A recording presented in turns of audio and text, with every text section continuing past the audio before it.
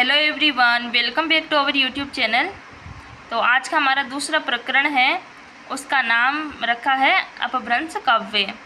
तो बात करते हैं कि हमने जो पहला प्रकरण है उसमें बात की थी कि उन्होंने किस प्रकार काल विभाग किया। आचार्य रामचंद्र शुक्ल ने हिंदी साहित्य के इतिहास की जो परिभाषा दी है और शुरुआत में वीरगाथा काल क्यों नाम दिया है, क्योंकि उस समय जो है वीर रस की मुसलमानों की जो चढ़ाई भारत में प्रारंभ हुई थी, उसके बाद राजाओं के चरित्र पर, उनकी युद्धों पर वीर रस की कविता ज़्यादा लिखी गई। मतलब उस समय वीर रस की ज़्यादा कविताएं लिखी गई थी और इसलिए वीर काल उन्होंने इसको कहा है। किसको? आदिकाल को वीरगाथा काल कहा है। इस प्रकार की रचनाएं ज़्यादा प्रचुरता में मिलती है।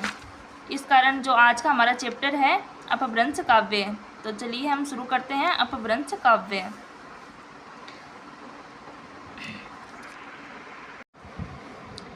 तो अपभ्रंश साहित्य का आविर्भाव कैसे हुआ? तो उनकी पहली लाइन है, जब से प्राकृत बोलचाल की भाषा न रह गई तभी से अपभ्रंश साहित्य का आविर्भाव समझना चाहिए।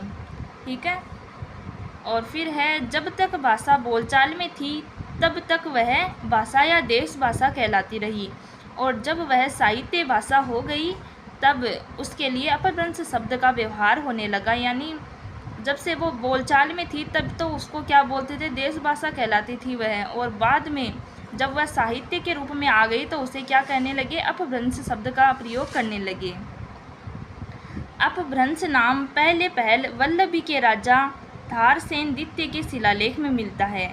तो यह प्रश्न भी बनता है कि अपभ्रंश नाम सबसे पहले कहाँ मिलता है? तो वल्लभी के राजा धारसेन द्वितीय के शिलालेख में मिलता है, जिसमें उसने अपने पिता गुहसेन को संस्कृत, प्राकृत और अपभ्रंश तीनों का कवि कहा है।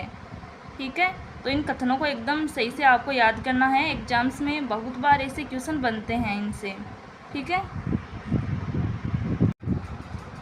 तो उसके बाद बात करते हैं, जो हमारे हिंदुस्तान में है, जो बौद्ध धर्म था उसका विकृत रूप हुआ और उससे एक शाखा बनी वज्रयान शाखा, और सिद्धों की शाखा निकली जो कि भारत के पूर्वी क्षेत्रों में फैली हुई थी। अब इस वज्रयान शाखा से संबंधित अति महत्वपूर्ण जो कथन है उसके बारे में हम बात करते हैं, जो आचार्य रामचंद्र शुक्ल ने कहा था। वज्रयान में आकर महासुखवाद का प्रवर्तन हुआ। प्रज्ञा और उपाय के योग से इस महासुख दशा की प्राप्ति मानी गई है। इसे आनंद रूप ईश्वर तत्व ही समझिए। इसमें कोई संदेह नहीं है कि जिस समय मुसलमान भारत में आए उस समय देश के पूर्वी भागों में, बिहार, बंगाल और उड़ीसा में धर्म के नाम पर बहुत दुराचार फैला था, और गोरख ने पतंजलि के उच्च लक्ष्य ईश्वर प्राप्ति से लेकर हठ योग का प्रवर्तन किया। वज्रयानी सिद्धों का लीला क्षेत्र भारत का पूर्वी भाग था। गोरख ने अपने पंथ का प्रचार देश के पश्चिमी भागों में, राजपूताने और पंजाब में किया। ठीक है। और नाथ पंथ के इन जोगियों ने परंपरागत साहित्य की भाषा या काव्य भाषा से, जिनका ढांचा नागर अपभ्रंश या वज्र का था, अलग एक सद्दुकड़ी भाषा का सहारा लिया, जिसका ढांचा कुछ खड़ी बोली लिए राजस्थानी था।